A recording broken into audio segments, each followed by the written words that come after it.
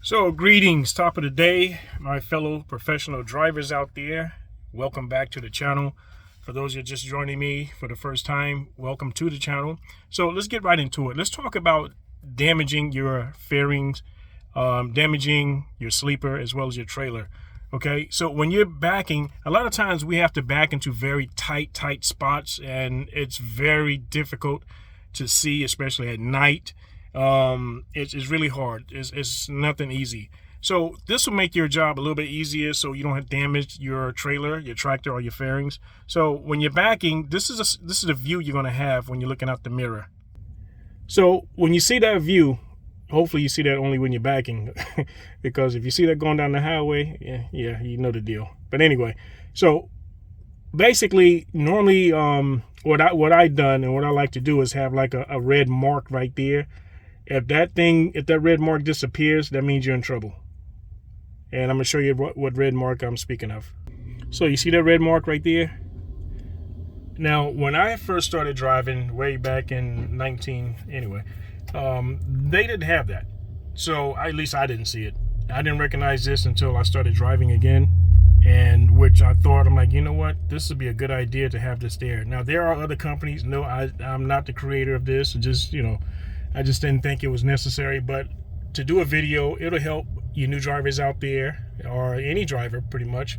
I call this the jackknife mark. Now, there may be another name for it. That's just what I call it. So if you go past that mark disappeared, that line disappear, you're about to do damage. So basically, I took a piece of the DOT tape, cut it, and I stuck it up there. You want something that's going to reflect so you can see it at night, especially if some light hits it. You want something that's going to reflect. So, and also I left myself a little room. You see how much space I have, and I'm right at that mark. You want to put it somewhere so if that mark happened to disappear, that you don't want it to already be on this or this and tear your fairings up. So I left myself a little room. So in reality, I probably can come maybe about here, but I don't want to chance it. Once that mark disappeared, then I know to stop. So this is what I call the jackknife point, jackknife mark, or whatever you want to call it. If you know the correct terminology, then hey, hit me up, let me know exactly what it is. But when you're driving and you see that and that line disappears, that means you're about to do some damage. Let's go look at the other side. So basically the other side looks like this. And like I said, I gave myself some room. You see how much space is there?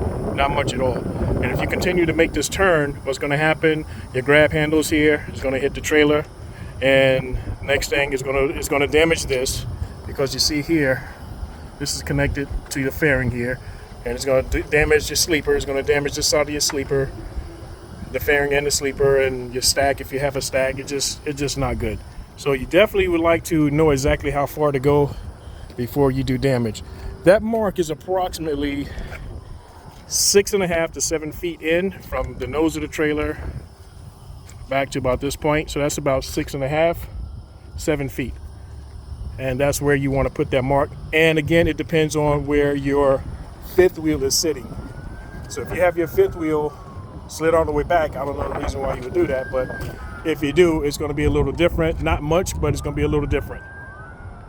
And my way doesn't work for everyone, but for all you new drivers out there, if you see this mark, that's what it's there for. You don't want this to go past it when you look in the mirror, because if it goes past it, that means you're in trouble. You're about to do damage to all of this. How many trucks you seen go down the highway and this stuff is all crunched up and bent and sleeper tilting and all that kind of crap? That's the reason why, because either they didn't have this or they had this and went too far, and that's the reason why. So, happened to me the other day. I was in Louisiana, and I heard somebody say, "Hey, Trucker Gage, what's happening, man?" And I turned around, I'm like, oh, shoot. That was pretty cool. I like that. But anyway, I spoke, we had fun, and we chatted a little bit. And I was going to put them on the channel, but I was in a hurry and had to go. But to that driver, thank you, appreciate the recognition. You see me out there, hey, speak. I'll speak back. We can chit chat, go on the channel, whatever. You guys have a great day. God bless. Be safe.